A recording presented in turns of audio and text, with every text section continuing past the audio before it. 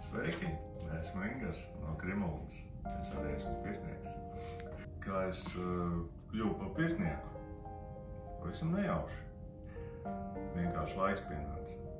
Un caur pirti man izdevās iepazīt ne tikai cilvēkus, ne tikai dabu, bet caur to visu arī veselību. Satiku meistaru, izvēlējos mācīties pie meistara ar 2 gadu garumā un tāpat joprojām praktizēju gan pasākumos, gan ikdienā pirts kultūru. Jautājums ir, kā pareizi, kā pērt, cik reizes ir jāsildās pirms pēršanas, kā jāsagatavojās uz pirti. Un atbilde noteikti būs nestandarta, viņa nebūs kā šablons, viņa katram cilvēkam būs atšķirīga. Tātad nav nepareizi sildīties 1 reizi pērties vai arī sildīties 5 reizes un pērties. Bet es varu izstāstīt, tā kā iet sildīties, nevajag ar karstumu forsēt, bet sildās mēreni un ļauj sviedriem izsvīst.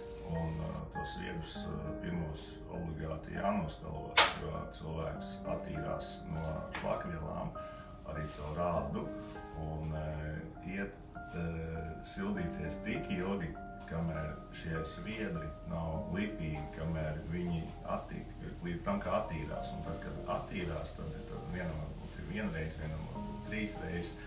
Tad, kad attīrās, tad var brīvi jau iet un pēties un baudīt pirts procesu. Vienkārši jāiekustina ķermenis. Bet ejot nākamajā reizē, kaut arī pēc nedēļas, šis process jau saīsinās, jau pietiek ar 1 reizi uzsildīt. Un tas nozīmē to, ka ķermenis pierod pie pirts, viņš gatavojās to, ka būs iespēja izsvīst, būs iespēja tā šlakvielas izvadīt. Un tas process, kad notiek, tad viņš notiek vieglāk. Pirmā reizē ir jāatrod savu komforta situāciju. Tā, ka nevajag ar kartumiem dikti mocīties un nevajag augstā ūdenī.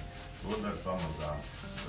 Bišķiņ pasildās, bišķiņ paskalojās tādā ūdenī, kā vasarā peldās, teiksim, jūrā vai upē vai ezerā.